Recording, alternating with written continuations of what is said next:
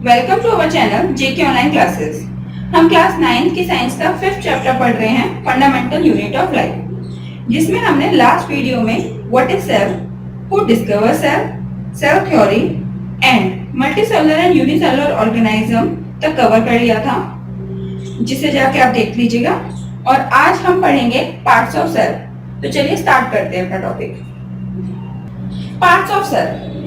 तो बेसिकली जो हमारा सेल होता है उसमें 3 फीचर्स होते हैं, ठीक है। वो कौन कौन से होते हैं आपके? That is plasma membrane, cytoplasm and nucleus, ठीक है। इन 3 फीचर्स में ही सारी एक्टिविटीज हमारे सेल की होती है, ठीक। तो हम पहले इन 3 फीचर्स को पढ़ेंगे, देन हम और भी जो सेल के पार्ट्स हैं उनके बारे में डिस्कस करेंगे, जो कि हमारे साइटोप्लाज्म में है, ठीक है। तो हम उनको बाद में डिस्कस करेंगे, जिनको हम कहते हैं सेल ऑर्गेनेल्स। पहले हम इन 3 मेन फीचर्स जो है हमारा, जैसे हमारा सेल बेसिकली बना हुआ है, वो 3 ये फीचर है, इनके बारे में डिस्कस करते हैं, ठीक है। इनको एक एक करके डिटेल में पढ़ते हैं। हम ये किस तरह से अरेंज होते हैं ये हम हमारी लास्ट वीडियो में कवर कर चुके हैं। मैं एक बार फिर से समझा देती हूँ कि ये हमारा सेल है, राइट। तो ये जो ऊपर वाली मेम्ब्रेन है इसको हम कहते हैं प्लाज्मा मेम्ब्रेन, ठीक है, जिसके बारे में अभी हम डिटेल में पढ़ने वाले हैं। देन आएगा हमारा, इसके सेंटर में एक पार्ट होता है, ठीक है, इसको हम कहते हैं आपका न्यूक्लियस, इसको अभी हम डिस्कस करेंगे, ठीक है। एंड देन इन दोनों के बीच का जो ये एरिया होता है, जो कि आपका सेमी लिक्विड होता है, ये होता है आपका साइटोप्लाज्म, राइट। और यहाँ पे पड़े होते हैं हमारे सेल ऑर्गेनेल्स, ठीक है। तो आगे अभी हम टॉपिक वाइज इन पे पहुंचेंगे, ठीक है। तो पहले हम पढ़ते हैं हमारे प्लाज्मा मेम्ब्रेन के बारे में। क्या होते हैं प्लाज्मा मेम्ब्रेन? मैंने अभी बताया आपका आउटर मोस्ट, ठीक है, outermost covering of cell is known as plasma membrane, ठीक है। जो सेल के आउटर मोस्ट कवरिंग होती है ये हमारी प्लाज्मा मेम्ब्रेन होती है, ठीक है। नेक्स्ट क्या है आपका? ये जो होती है आपका लिपिड्स एंड प्रोटीन की बनी होती है। हमारी जो प्लाज्मा, ये जो बाहर आउटर कवरिंग है, ठीक है, ये हमारी किसकी बनी है? प्रोटीन एंड लिपिड्स की, ठीक है। अभी हम स्ट्रक्चर जब देखेंगे तो मैं इसको अच्छे से समझाऊंगी, पहले हम पॉइंट्स रीड कर लेते हैं एक बार, ठीक है। तो हमारी सबसे आउटर मोस्ट मेम्ब्रेन जो होती है वो होती है प्लाज्मा मेम्ब्रेन। ये किसकी बनी होती है? लिपिड्स एंड प्रोटीन की बनी होती है, ठीक है। ये क्या करती है आपका? अलाउ करती है entry and exit of material in and out of the cell. मतलब किस मटेरियल को बाहर से अंदर आना है, किस मटेरियल को अंदर से बाहर जाना है, यही मेम्ब्रेन अलाउ करेगी, ठीक है।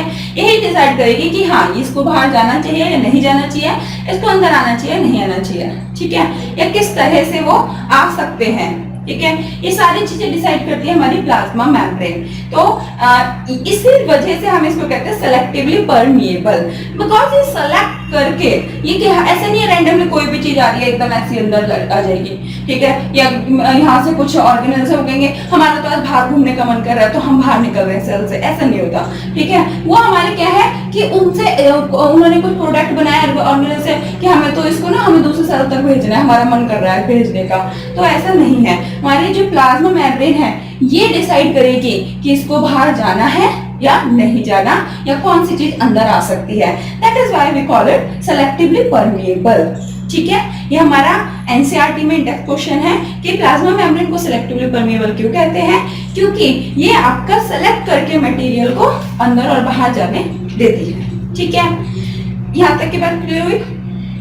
एंड देन हमारी जो प्लाज्मा मेम्ब्रेन होती है वो आपकी थिन होती है, पतली होती है, ठीक है, फ्लेक्सिबल होती है एंड आपका इलास्टिक होती है, ठीक है। ये हमारी बिल्कुल बहुत पतली सी मेम्ब्रेन होती है, ठीक है। ये आपकी फ्लेक्सिबल है, ठीक, शेप चेंज कर सकती है, ठीक है, एंड देन वापस अपनी शेप रिगेन कर सकती है, और आपकी इलास्टिक है, ठीक। अच्छा, अब हम बात करते हैं आपका प्लाज्मा मेम्ब्रेन का स्ट्रक्चर किस तरह से होता है। देखिए यहाँ पे मैंने आपका डायग्राम बना रखा है स्ट्रक्चर ऑफ प्लाज्मा मेम्ब्रेन, ठीक है। तो मैंने आपको बताया कि ये जो होती है हमारी प्लाज्मा मेम्ब्रेन जो होती है लिपिड्स और प्रोटीन की बनी होती है। तो जो लिपिड्स होते हैं वो देखो इस तरह से अरेंज होते हैं। ये जो हमारा ये लिपिड्स जो है वो आपका, ये उनका हेड पार्ट होता है एंड ये है उनका टेल पार्ट, ठीक है। तो जो हेड पार्ट है वो तो आपका ऊपर की साइड में होगा या फिर नीचे की साइड में होता है, और जो टेल पार्ट है वो सेंटर की तरफ में होता है, ठीक है।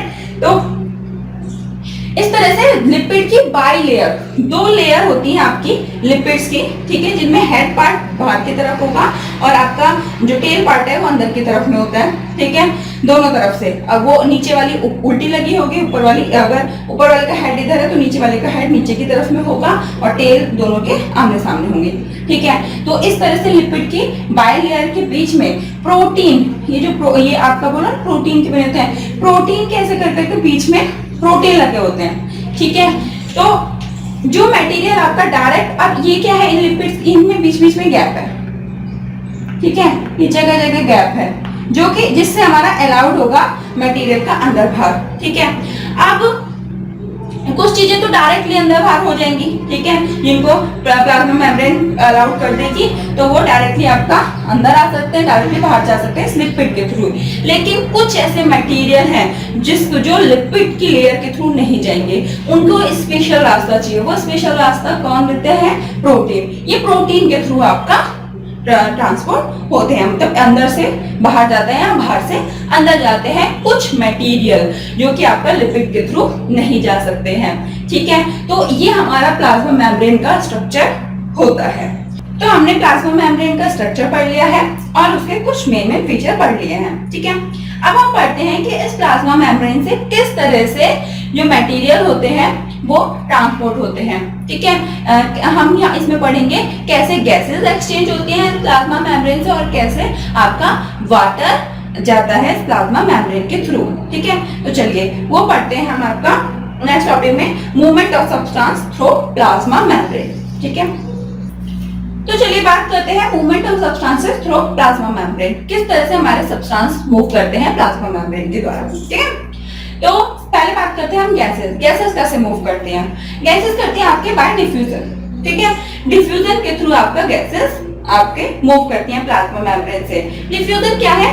डिफ्यूजन है आपका spontaneous movement of substances from a region of high concentration to low concentration, मतलब कि सब्सटेंसेस का मूव करना अपने आप ही होगा, ठीक है। इसमें हम कोई अपने तरफ से इनको एनर्जी नहीं देंगे, कुछ अपनी तरफ से नहीं देंगे कि मूव करने के लिए बोले, हम इनको बोले कि चलो मूव करो, ऐसा नहीं है। अपने आप ही जब जिधर की तरफ में ज्यादा सब्सटेंसेस हो जाते हैं, जब उनकी कंसंट्रेशन जिधर ज्यादा हो जाती है उधर से लो की तरफ भागने लगते हैं, ठीक है। तो उसको हम कहते हैं आपका डिफ्यूजन, ठीक है। ये आपका बिना किसी मेम्ब्रेन के आपका होता है, ठीक है। इसमें कोई मेम्ब्रेन वगैरह की जरूरत नहीं है। डिफ्यूजन आपका नॉर्मली अगर यहाँ पे मतलब सपोज यहाँ पे किसी चीज के मॉलिक्यूल ज्यादा हो रहे हैं, ठीक है, कोई भी हमने सब्सटेंस है A, ठीक है, जिसके मॉलिक्यूल आपके यहाँ पे ज्यादा है, तो वो क्या होंगे, इधर की तरफ में आपका डिफ्यूज होने लगेंगे, क्योंकि यहाँ पे क्या है, जो मॉलिक्यूल्स की मात्रा कम है, कंसंट्रेशन कम है, तो वो डिफ्यूज होने लगेंगे, ठीक है। तो ये होता है आपका डिफ्यूजन। हम बात करते हैं जैसे सेल में क्या होगा, आपका कार्बन डाइऑक्साइड एंड ऑक्सीजन का मूवमेंट होगा, ठीक है। तो कौन कौन सी गैसेस मूव करेंगी? कार्बन डाइऑक्साइड एंड ऑक्सीजन, ठीक है। तो कैसे करती हैं कि हमें पता है, हमारे जो सेल हैं वो आपका ऑक्सीजन यूज करते हैं, ठीक है। हम ऑक्सीजन लेते हैं, इनहेल करते हैं, ठीक है। तो ऑक्सीजन आपके ब्लड लेके जाता है हमारे सेल्स के पास में, ये हमारा ब्लड है, ठीक है, ये ब्लड मतलब ब्लड वेसल है, इसमें ब्लड है, ठीक है, ये हमारा ऑक्सीजन लेके जाता है। तो हमारे ऑक्सीजन है यहाँ पे ब्लड में, ठीक है। ब्लड ऑक्सीजन लेके आए तो यहाँ पे ऑक्सीजन की मात्रा ज्यादा है, इसका मतलब, ठीक है। ये हमारे सेल है, ठीक। तो ऑक्सीजन क्या होगा, इसमें यहाँ पे ज्यादा है तो डायरेक्ट अंदर की तरफ में जाने लगेगी। कैसे जाएगी आपका, क्योंकि ये जो हमारी मेम्ब्रेन है, कैसे जाएगी आपका, क्योंकि जो हमारी मेम्ब्रेन है बाहर वाली, ये इसको जाने देगी, ठीक है। ये प्रियम्बल है, ये जाने देती है सब्सटेंसेस को, ठीक है। इसलिए हमारे जो मॉलिक्यूल्स हैं वो आपके इसमें जो पोर्स हैं उसके थ्रू, ऑक्सीजन के जो मॉलिक्यूल्स हैं उस पोर्स के थ्रू आपका अंदर चले जाएंगे, ठीक है। तो हमारी ऑक्सीजन सेल के पास में पहुंच गई। इसमें कुछ हमें कुछ करने की जरूरत नहीं थी, ठीक है, किसी ने भी इसमें कुछ नहीं किया। यहाँ पे ब्लड स्ट्रीम आई, ब्लड में ऑक्सीजन थे, इन्होंने देखा कि ऑक्सीजन ने देखा भाई सेल में कमी है, ठीक है, तो आपका ऑक्सीजन सेल में है नहीं, तो उधर की तरफ में आपका जाने लगेगी, ठीक है। ऐसे करके हमारी जो गैसें होती हैं वो डिफ्यूज हो जाती हैं। अब क्या होगा कि सेल में इसका यूज हुआ ऑक्सीजन का, राइट, एंड देन क्या होगा, यहाँ पे कार्बन डाइऑक्साइड गैस प्रोड्यूस होगी, ठीक है। वो कार्बन डाइऑक्साइड गैस सेम अब क्या होगा, ब्लड स्ट्रीम तो इस सेल के साथ तो चली रही है ना, ठीक है। तो ब्लड वेसल जो है वो आपके सेल के चारों तरफ में होती हैं, तो उनमें ब्लड है, तो कार्बन डाइऑक्साइड अब यहाँ पे ज्यादा बन गई, तो कार्बन डाइऑक्साइड जब यहाँ ज्यादा हो गई है तो अब वो कहाँ पे जाने लगेगी, ब्लड में। ब्लड में क्योंकि कम है कार्बन डाइऑक्साइड की मात्रा, तो ये ब्लड में डिफ्यूज होने लगेगी, ठीक है। इसमें कुछ किसी को कुछ करने की जरूरत नहीं होती है, ना हमारी प्लाज्मा मेम्ब्रेन को कुछ करने की जरूरत है, ना ही किसी सेल को कुछ करने की जरूरत है कि वो उसको निकाल रहा है या कोई एनर्जी दे रहे हैं, ठीक है। ये अपने आप ही हो जाता है, स्पॉन्टेनियस मूवमेंट है, ठीक है। इसको हम कहते हैं आपका डिफ्यूजन। तो आई होप ये बात आपको समझ आ गई होगी। अब चलते हैं हम हमारा वाटर के मूवमेंट के, वाटर कैसे मूव करता है हमारा प्लाज्मा मेम्ब्रेन से। तो वाटर करता है बाय ऑस्मोसिस, ठीक है। ऑस्मोसिस भी हमारा लॉ, वाटर भी आपका जो लॉ ऑफ डिफ्यूजन है इसको फॉलो करता है, हाई कंसंट्रेशन से लो कंसंट्रेशन की तरफ में, ठीक है। तो बट इसमें अंतर क्या है ऑस्मोसिस से, डिफ्यूजन से अंतर क्या है हमारे वाटर के मूवमेंट में, ये करता है आपको ऑस्मोसिस के थ्रू। ऑस्मोसिस क्या है, ऑस्मोसिस है the movement of water molecule through selectively permeable membrane from the region of high concentration to low concentration. मतलब हाई कंसंट्रेशन से लो कंसंट्रेशन की तरफ तो मूवमेंट होगा, बट एक मेम्ब्रेन के थ्रू। यहाँ पे भी मैंने बताया कोई मेम्ब्रेन की जरूरत नहीं है, आपका डायरेक्टली बिना किसी मेम्ब्रेन के आपका मॉलिक्यूल्स एक जगह से दूसरी जगह पहुंचेंगे, बट यहाँ पे ऑस्मोसिस में एक मेम्ब्रेन के थ्रू आपका मूवमेंट होता है वाटर का, ठीक है। इसको हम कहते हैं ऑस्मोसिस, राइट। तो आई होप यहाँ तक का आपका टॉपिक क्लियर हो गया होगा, ठीक है। अब हम चलते हैं ऑस्मोसिस में हमें कुछ और बातें भी पढ़नी है, उसकी तरफ चलते हैं। तो हम पढ़ चुके हैं कि वाटर कैसे मूव करता है हमारा प्लाज्मा मेम्ब्रेन से by the process of osmosis, ठीक है। अब हम बात करते हैं कि वाटर जो है हमारे सेल के अंदर की तरफ में मूव करेगा या सेल के बाहर की तरफ में मूव करेगा, ये डिपेंड करता है कि उसके आसपास का आपका जो सॉल्यूशन है वो किस टाइप का है, उसकी कंसंट्रेशन कैसी है, उसके ऊपर डिपेंड करता है, ठीक है। तो इसलिए हम पढ़ते हैं टाइप्स ऑफ सॉल्यूशन, ठीक है। तो टाइप्स ऑफ सॉल्यूशन, पहले सॉल्यूशन की बात करते हैं। सॉल्यूशन क्या होता है, सॉल्यूशन होता है आपका सॉल्यूट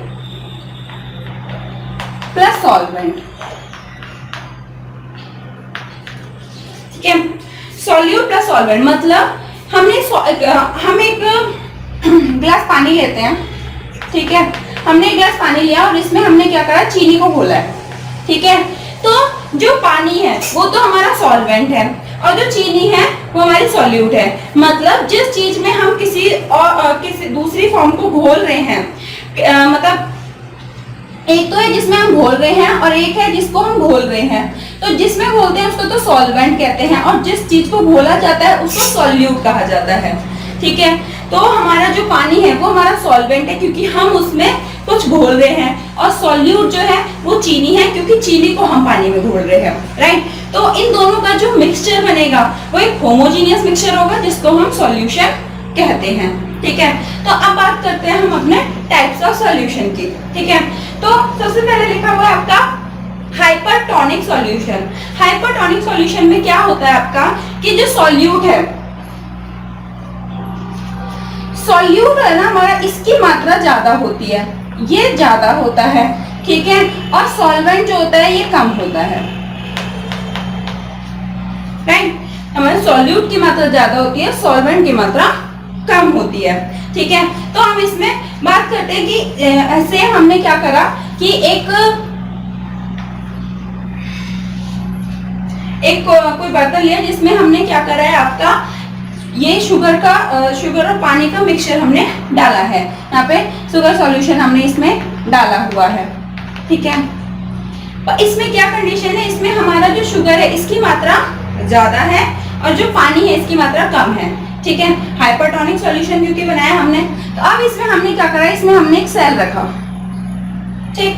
तो हम क्या देखेंगे, हम ये देखेंगे क्योंकि सॉल्वेंट की मात्रा कम है, राइट, बाहर की तरफ में पानी कम है, तो इसके अंदर से सॉल्वेंट आपके बाहर निकल आएंगे, ठीक है। इसके अंदर से जो सॉल्वेंट पार्टिकल्स हैं वो बाहर निकल आएंगे क्योंकि बाहर मात्रा कम है, और ये सेल क्या हो जाएगा, सेल आपका श्रिंक हो जाएगा, सेल श्रिंक हो जाएगा। ठीक है। तो हाइपरटोनिक सॉल्यूशन में सॉल्यूट की मात्रा ज्यादा होती है, सॉल्वेंट कम होता है। जब हम उसमें किसी सेल को रखते हैं तो सॉल्वेंट के पार्टिकल बाहर निकल के आ जाते हैं, जिसकी वजह से जो सेल होता है वो हमारा श्रिंक हो जाता है। ठीक है, बात करते हैं हाइपोटोनिक सॉल्यूशन की। हाइपोटोनिक सॉल्यूशन में क्या होता है, आपका सॉल्यूट की मात्रा कम होती है, ठीक है, और सॉल्वेंट आपका ज्यादा होता है। तो अब इसमें क्या होगा, इसमें आपका ये हमने रखा, सेल रखा। अब इसमें क्या होगा कि सॉल्वेंट की मात्रा ज्यादा है, ठीक है, तो यहाँ पे कंसंट्रेशन ज्यादा है, कम की तरफ में चलेंगे, ये सेल के अंदर जाने लगेंगे। तो सॉल्वेंट क्या होगा, आपका सेल के अंदर जाएगा और सेल क्या हो जाएगा, सेल आपका स्वेल अप हो जाएगा। ठीक है, तो हाइपोटोनिक में सॉल्यूट कम होता है, सॉल्वेंट ज्यादा होता है और सेल जो होता है वो हमारा फूल जाता है।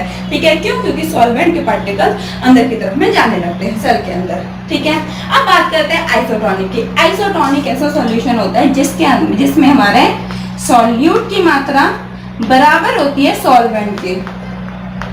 तो ऐसे कंडीशन में ना तो सेल स्वेलअप होगा ना ही आपका श्रिंक होगा। ठीक है, इस टाइम पे स्टेट जो है इक्विलिब्रियम की स्टेट है। ठीक है, ऐसे सॉल्यूशन को हम कहते हैं आइसोटोनिक। ठीक है, तो ये हो गया हमारा टाइप्स ऑफ सॉल्यूशन, राइट। अब हम आगे चलते हैं। तो हम प्लाज्मा मेम्ब्रेन को पढ़ चुके हैं कि प्लाज्मा मेम्ब्रेन कैसे, उसके क्या क्या कैरेक्टरिस्टिक होते हैं और क्या उसके फंक्शन होते हैं, वो हमने पढ़ लिया है। एक और प्लाज्मा मेम्ब्रेन का फंक्शन है, ठीक है, कि प्लाज्मा मेम्ब्रेन क्या होती है, हमने पढ़ा कि प्लाज्मा मेम्ब्रेन जो होती है वो फ्लेक्सिबल होती है। ठीक है, तो उसकी जो फ्लेक्सिबिलिटी है, इसकी वजह से जो प्लाज्मा मेम्ब्रेन होती है कुछ एनिमल्स में वो हेल्प करती है खाने को फटकने के लिए।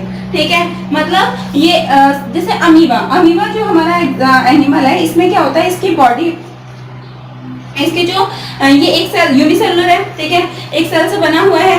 तो ये बाहर की जो ये जो मेम्ब्रेन है इसकी, ठीक है, ये डायरेक्ट इससे अपना खाना लेता है, इसके पास में कोई स्पेशल माउथ तो है नहीं। ठीक, तो इसकी जो प्लाज्मा मेम्ब्रेन है ये इसको हेल्प करती है खाने को लेने के लिए। इसमें क्या होता है आपका, इसमें आपका ये एक माउथ की शेप बना लेता है, ठीक है, जिसको हम कहते हैं आपका सूडोपोडिया।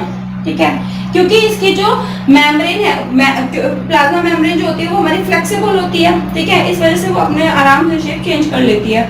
ठीक है, और ये सूडोपोडिया बना लेती है, जिससे आपका जो हमारे अमीबा जैसे एनिमल है वो खाने को इंगल्फ कर पाते हैं। ठीक है, और इस प्रोसेस का नाम होता है आपका एंडोसाइटोसिस। देखिए एंडोसाइटोसिस यहाँ पे लिखा हुआ है, the flexibility of a plasma membrane enables the cell to engulf in food and other material from its external environment. ठीक है, मतलब इसकी फ्लेक्सिबिलिटी की वजह से, जो प्लाज्मा मेम्ब्रेन की फ्लेक्सिबिलिटी है, इसकी वजह से ये कुछ एनिमल को हेल्प करती है कि अपने आसपास के एनवायरनमेंट से वो फूड या फिर कुछ अदर मटेरियल उनको अपनी बॉडी में लेना है तो वो आराम से इजिली इनगल्फ कर पाए। ठीक है, इस प्रोसेस को हम कहते हैं एंडोसाइटोसिस। ठीक है, तो ये था हमारा प्लाज्मा मेम्ब्रेन। ठीक है, अब हम बात करते हैं हमारा सेकंड जो मेन पार्ट है सेल का, क्या था वो आपका न्यूक्लियस। ठीक है, न्यूक्लियस के बारे में बात करते हैं। बात करते हैं न्यूक्लियस की। क्या होता है न्यूक्लियस, हमें पता है न्यूक्लियस हमारा सेल के सेंटर में एक पार्ट होता है जिसको हम न्यूक्लियस कहते हैं। ठीक है, तो ये होता है न्यूक्लियस, इस तरह से होता है न्यूक्लियस का स्ट्रक्चर। तो इसको पढ़ते हैं हम। जो हमारा न्यूक्लियस है, इसकी जो आउटर कवरिंग होती है ये आपकी डबल लेयर्ड होती है। यहाँ पे दिख रही है ये डबल लेयर है। ठीक है, ये आउटर कवरिंग डबल लेयर्ड होती है और इसको हम कहते हैं न्यूक्लियर मेम्ब्रेन। ये आपका स्फेरिकल शेप में होता है। ठीक है, और इसकी जो आउटर कवरिंग होती है वो डबल लेयर होती है।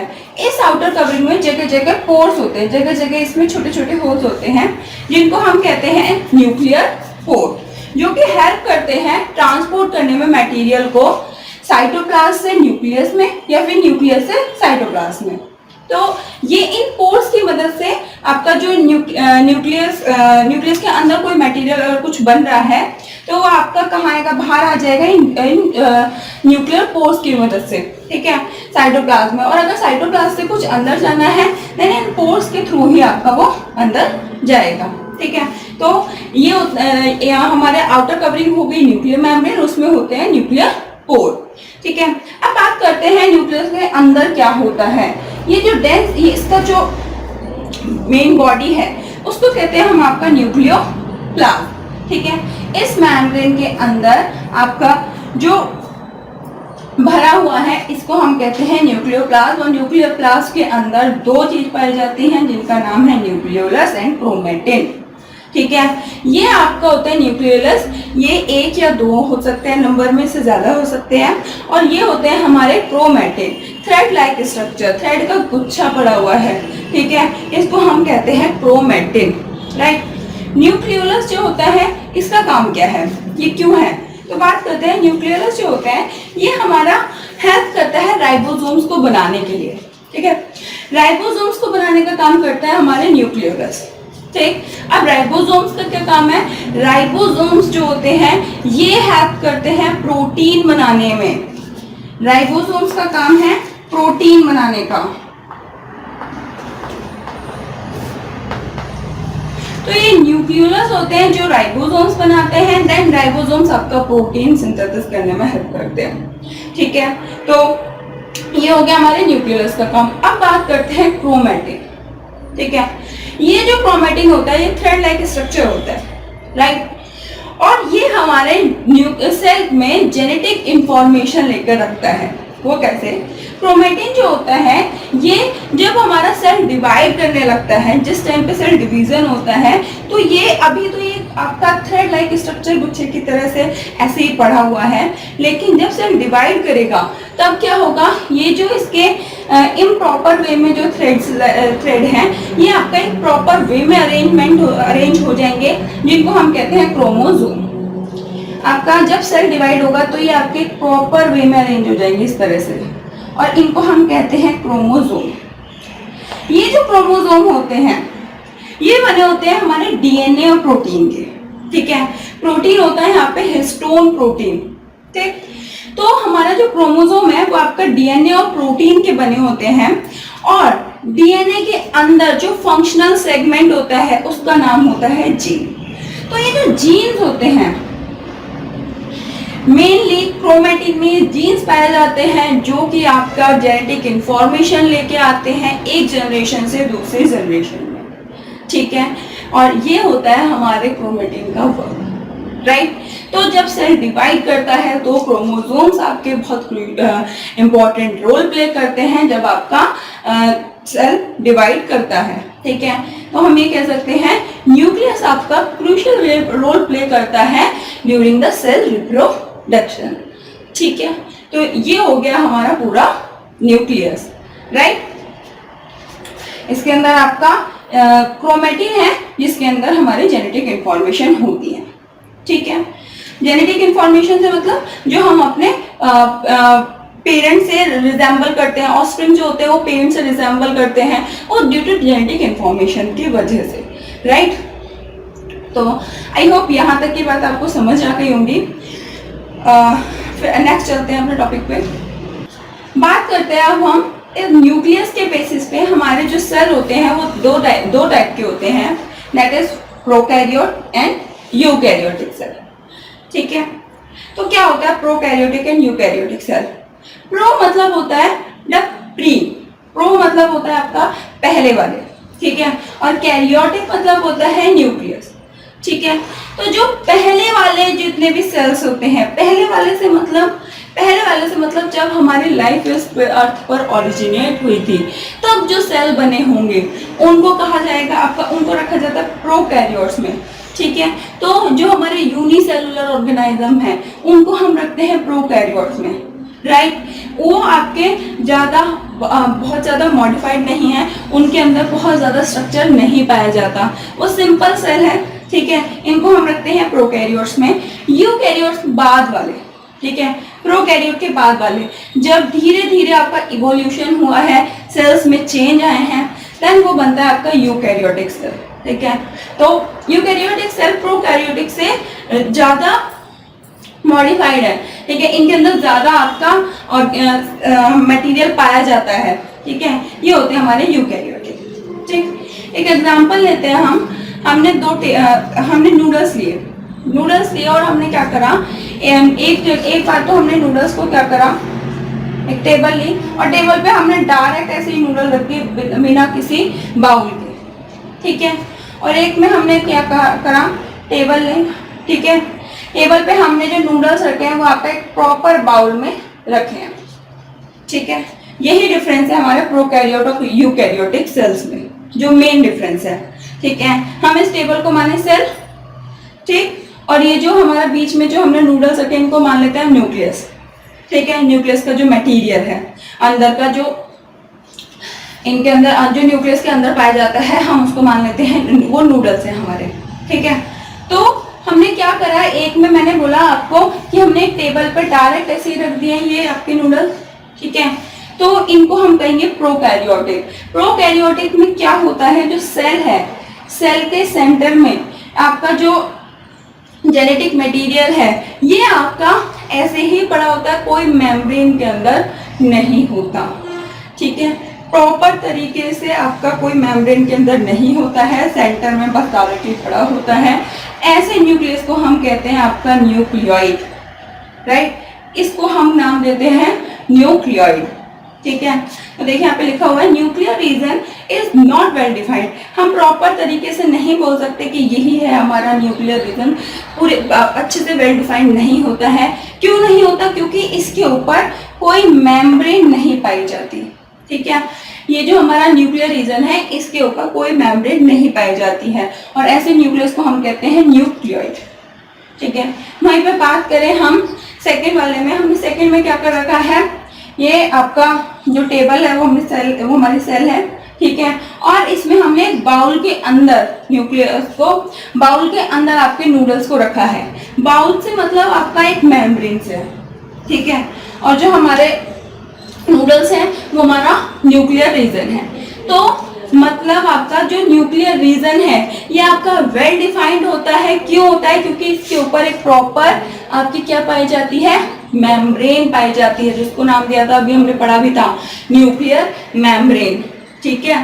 तो जिनके अंदर आपका प्रॉपर न्यूक्लियर रीजन, जो न्यूक्लियर रीजन है वो वेल डिफाइंड होगा, वो आपका सराउंडेड होगा न्यूक्लियर मेम्ब्रेन से, वो तो होंगे यूकैरियोटिक। जिनके अंदर आपका वेल डिफाइंड नहीं होता है और आपका न्यूक्लियर मेम्ब्रेन से जो न्यूक्लियर रीजन है वो सराउंडेड नहीं होता है, वो होते हैं हमारे प्रोकैरियोटिक सेल। ये हमारा मेन डिफरेंस था यूकैरियोटिक एंड प्रोकैरियोटिक सेल्स के अंदर on the basis of nucleus, ठीक है। अब हम कुछ और डिफरेंस की बात कर लेते हैं। जो प्रोकैरियोटिक सेल होते हैं वो जनरली स्मॉल होते हैं, ठीक है। लगभग इनका कितना साइज होता है, 1 to 10 माइक्रोमीटर, ठीक है। 1 to 10 माइक्रोमीटर से मतलब 1 माइक्रोमीटर का मतलब होता है 10⁻⁻⁶ मीटर, ठीक है। जो यूकैरियोटिक होते हैं ये हमारे इनके कंपैरिजन में जनरली लार्ज होते हैं, ठीक है। कितना साइज होता है, 5 to 100 माइक्रोमीटर, ठीक। सेकेंड पॉइंट ये हम पढ़ चुके हैं अभी कि जिसमें न्यूक्लियर रीजन इनके अंदर वेल डिफाइंड नहीं होता है, इनके अंदर वेल डिफाइंड होता है, ठीक है। इसको हम क्या कहते हैं, न्यूक्लियोइड कहते हैं। इनके अंदर वेल डिफाइंड नहीं होता है, इसमें न्यूक्लियस ही कहा जाएगा। नेक्स्ट पॉइंट, क्रोमोसोम जो होते हैं वो इसमें सिंगल होते हैं, ठीक है। जो हमारे प्रोकैरियोटिक सेल्स होते हैं इनके अंदर जो आपका जेनेटिक मटेरियल है ये आपका क्या होता है, क्रोमोसोम होता है वो, और क्रोमोसोम जो होते हैं वो सिंगल क्रोमोसोम पाए जाते हैं, राइट। लेकिन यूकैरियोटिक बात करें तो इनमें आपके एक से ज्यादा क्रोमोसोम पाए जाते हैं, ठीक है। And the last point, membrane bound cell organelles absent होते हैं। जो हमारे प्रोकैरियोटिक होते हैं इनके अंदर मेम्ब्रेन सेल ऑर्गेनेल्स, अभी हम पढ़ने वाले हैं साइटोप्लाज्म के अंदर सेल ऑर्गेनेल्स होते हैं, उनके बारे में पढ़ेंगे। तो जो प्रोकैरियोटिक होते हैं इनके अंदर आपके membrane bound cell organelles absent होते हैं, ठीक है। लेकिन यूकैरियोट्स में प्रॉपरली प्रेजेंट होते हैं membrane bound cell organelles, right. तो ये था हमारा प्रोकैरियोट्स एंड यूकैरियोट। अब हम आगे जाके जब हम साइटोप्लाज्म पढ़ लेंगे देन हम आपका यूकैरियोट्स में पढ़ेंगे कि यूकैरियोट्स में भी आपके दो तरह के सेल होते हैं, plant cell and animal cell, ठीक है। तो चलिए अब नेक्स्ट पढ़ते हैं हम साइटोप्लाज्म के बारे में। चलिए अब हम बात करते हैं साइटोप्लाज्म के बारे में। तो क्या होता है साइटोप्लाज्म, हमने जब हम सेल का बेसिक स्ट्रक्चर देख रहे थे तो हमने पढ़ा था कि इसमें 3 फीचर्स होते हैं, ठीक है, जो कि और सभी सेल्स में आपके पाए जाते हैं मोस्टली, ठीक है। तो वो कौन कौन से थे? हमने बात करी थी plasma membrane, nucleus and cytoplasm की, ठीक है, जिसमें हमने प्लाज्मा मेम्ब्रेन पढ़ लिया और न्यूक्लियस के बारे में पढ़ लिया, ठीक है। न्यूक्लियस आपका वेल डिफाइंड भी हो सकता है और आपका वेल डिफाइंड नहीं भी हो सकता, जिसमें वेल डिफाइंड नहीं होता वो न्यूक्लियोइड होता है, ठीक है। तो अब बात करते हैं साइटोप्लाज्म के बारे में। तो जो न्यूक्लियर हमने पढ़ा था, एक प्लाज्मा मेम्ब्रेन और एक पढ़ी हमने न्यूक्लियर मेम्ब्रेन। तो जो मटेरियल एक सेल के अंदर आपका न्यूक्लियर मेम्ब्रेन और आपका प्लाज्मा मेम्ब्रेन के बीच में पाया जाता है उसको हम कहते हैं साइटोप्लाज्म। मतलब ये हमारा सेल है, ये इसकी बाहर वाली मेम्ब्रेन इसको हम कहते हैं प्लाज्मा मेम्ब्रेन, ये इसका सेंटर में पार्ट होता है इसको हम कहते हैं न्यूक्लियस, न्यूक्लियस के ऊपर होती है न्यूक्लियर मेम्ब्रेन। तो इन दोनों के बीच में जो पार्ट बचा ये आपका फ्लूइड होता है, ठीक है, और इसको हम कहते हैं आपका साइटोप्लाज्म, ठीक। इस फ्लूइड का नाम होता है साइटोप्लाज्म, ठीक है। ये साइटोप्लाज्म जो होता है ये आपका बना होता है साइटोसोल से, ठीक है। इसके अंदर पाया जाता है आपका साइटोसोल्स और साइटोसोल्स के अंदर पाए जाते हैं बहुत सारे आपके सेल ऑर्गेनेल्स, ठीक है। इनके इस साइटोप्लाज्म में आपके बहुत सारे सेल ऑर्गेनेल्स पाए जाते हैं। और क्या पाया जाता है सेल ऑर्गेनेल्स के साथ में? कुछ इनसॉल्युबल वेस्ट पाए जाते हैं, स्टोरेज प्रोडक्ट पाए जाते हैं, ठीक है। इन सेल ऑर्गेनेल्स के बारे में ये जो सेल ऑर्गेनेल्स होते हैं ये अपना अपना स्पेसिफिक फंक्शन परफॉर्म करते हैं, ठीक है, जिनके बारे में हम हमारे नेक्स्ट वीडियो में एक एक करके पढ़ेंगे, ठीक है। तो ये हो गया हमारा साइटोप्लाज्म। अब हम बात करते हैं एक और स्ट्रक्चर की जो है हमारा सेल वॉल। सेल वॉल क्या है?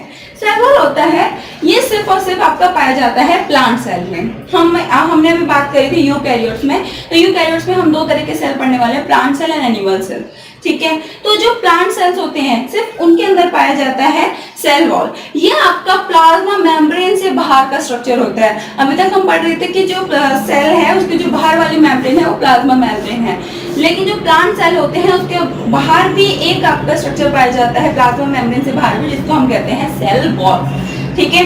ये सेल वॉल जो होती है आपकी सेलुलोज की बनी होती है, ठीक है। ये आपका क्या करती है? प्रोवाइड करती है प्लांट सेल को स्ट्रेंथ, ठीक है। इसका काम है प्लांट सेल को स्ट्रेंथ प्रोवाइड करने का और एक प्रॉपर शेप देने का। हम पढ़ेंगे कि प्लांट सेल की प्रॉपर शेप होती है, ठीक है, due to this cell wall, right. तो और ये क्या करती है? प्लांट सेल को स्ट्रेंथ प्रोवाइड करती है, ठीक है।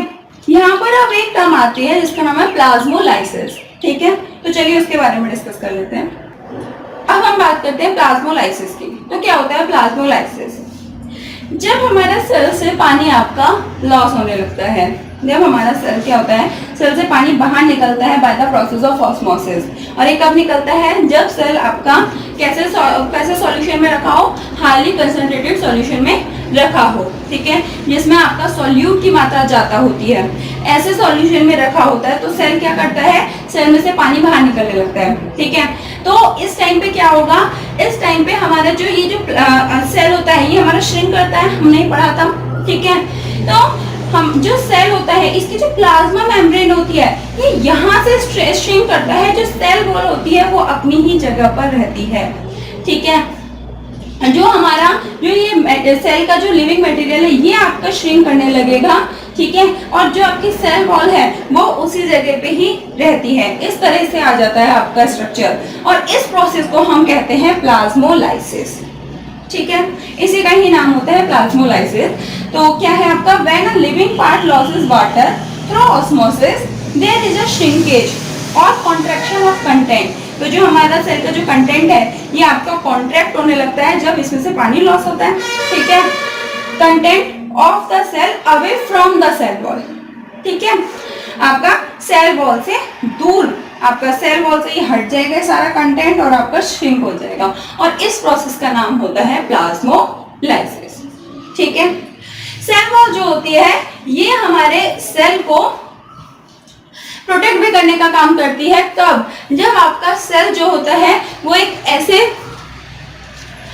सॉल्यूशन में रखा हो जो आपका बहुत डाइल्यूट है, ठीक है, हाइपोटोनिक सॉल्यूशन में रखा हो जो कि आपका डाइल्यूट होता है। तब उसमें क्या होता है? उसमें आपका सेल के अंदर पानी जाता है, ठीक है। सेल के अंदर पानी जाने लगेगा तो ये आपका क्या होगा? सेल आपका स्वेल अप होने लगेगा, ठीक है। तो इस टाइम पे जब हमारा सेल स्वेल होता है तो इसका फटने का डर रहता है, ठीक है। लेकिन जो हमारी जो सेल होती है बहुत ज्यादा रिजिड होती है और ये इसको फटने नहीं देती है। तो हमारे सेल वॉल जो होती है वो आपका प्रोटेक्ट करने का काम करती है सेल को, ठीक है। प्लांट सेल को प्रोटेक्ट करने का काम करती है कब, जब आपका एक सेल जो होता है ये आपका एक डाइल्यूट मीडियम में रखा हो, ठीक है। जब आपका हाईली कंसंट्रेटेड मीडियम में रखा होता है तो ये प्रोसेस होती है प्लाज्मोलाइसिस, और जब डाइल्यूट मीडियम में रखा होता है तो सेल जो होती है वो इसको प्रोटेक्ट करने का काम, सेल वॉल जो होती है प्रोटेक्ट करने का काम करती है ये, ताकि ये फट ना जाए, ठीक है। तो ये हो गया हमारा सेल वॉल के बारे में। अब हम हमारी नेक्स्ट वीडियो में सेल ऑर्गेनेल्स को एक एक करके डिटेल में पढ़ेंगे, ठीक है।